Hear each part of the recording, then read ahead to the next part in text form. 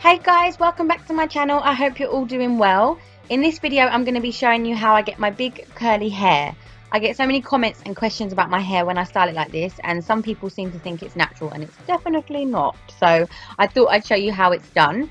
If you do recreate this look at home, I'd really love to see your selfies, so please tag me in them on Instagram. I will link my account down below. And yeah, let's just jump straight into the video.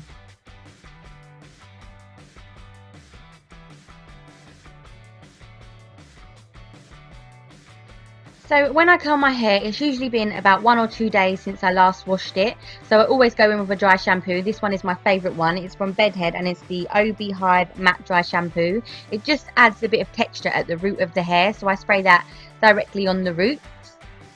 And then I go ahead and section my hair starting from the bottom. I work my way upwards. So I'm just peeling up the top of my hair so it gives me better access to the underneath. And the curling one that I use is the Lee Stafford Chopstick Styler. It's about $19.99 and you can get it from Boots, Superdrug, Argos. I actually got mine from eBay, so you can pretty much get it anywhere. So for the most part, I take very small sections of hair and curl them. This is what's going to give us the big bouncy curly hair look at the end. But occasionally I do go in and take a larger section of hair and curl that, because naturally curly hair doesn't have a pattern or a flow. And I want my hair to look like it's naturally curly, even though it's not. So I take larger sections and curl them. And I also take sections and curl them the opposite way, because as I said, curly hair doesn't have a pattern. So you want it to kind of look like it's doing its own thing. You also want to make sure that as you're spiraling the hair down the wand, you leave a gap between each spiral so that the hair falls into a nice curl rather than being a very small, tiny little ringlet curl. So I leave the curl on the wand for about 5 to 7 seconds, and then I slightly unravel the bottom and then just pull the wand out of the curl and let it fall.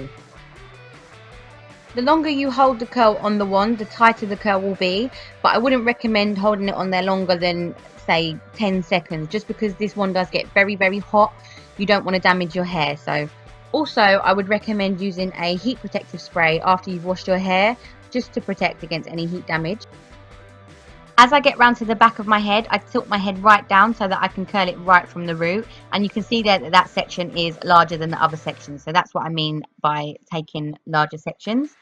And it would be smart of me to be wearing a heat protective glove, but I can't find mine, and I have burnt myself a couple of times on this one. So be very careful, because you literally just have to touch it and you're burnt. So I would suggest using a heat protective glove. So again, I'm leaving gaps in between as I spiral it down the wand. You want to vary the gaps depending on the length of your hair. My hair is quite long, so my gaps can be quite short. But if you've got very short hair, you're going to want your gaps to be bigger. And then I unspiral it again and just slip the wand out. If I don't unspiral it, I find, because my hair is quite long, it can get tangled in the wand. So I have to unspiral it to loosen it, and then that just makes the wand able to just slip right out. So I just continue going all the way around that whole back section of my head. I just slowly work my way up to the top of the head, and then when I get to the top of the head, I part my hair, but I part it really messily because again I want it to be messy. And I part it straight from the front to the back, and then section off one of the sides. And then starting from right at the back of my head, I curl those top sections and work my way forward to the front, making sure that the section on the right of my head, the curls fall to the right, and then on the section of the left of my head, the curls fall to the left. I want the curls on the very top of my head to be quite small, so I make sure to take smaller sections. And as I work towards the front of my head, the gaps between the spirals get bigger and bigger, because I want the front curls to be a bit looser than the rest, so it looks a bit more natural. I always try my best to curl the whole length of the hair, but I obviously need to hold a piece of the hair at the end, and I don't want to burn myself, so I might have a few straight bits at the end, but that's okay. Put some gloves on next time, Danielle. And then I'm just curling the final few strands at the back of my head, and it should end up looking something like this. But this is very fake looking, and I want to fluff it up. So to do that, I'm going to take some argan oil. This one's from the brand OGX, and I'm just going to put that in the palm of my hands, rub them together, and then run it through my hair. I'm going to be scrunching my hair at the same time to really get that oil in there. I want my hair to be big and bouncy, but not too frizzy. So the argan oil helps to combat the frizz, it defines the curls, and it adds a nice shine. Plus, this brand of argan oil smells so good.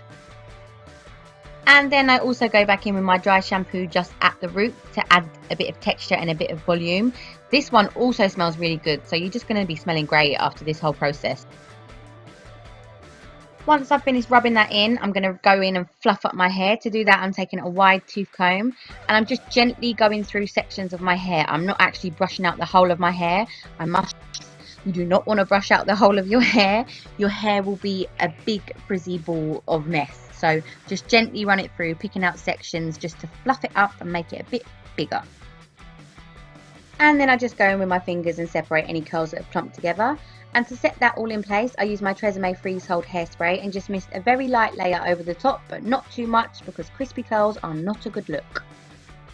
And that's it, big curly hair.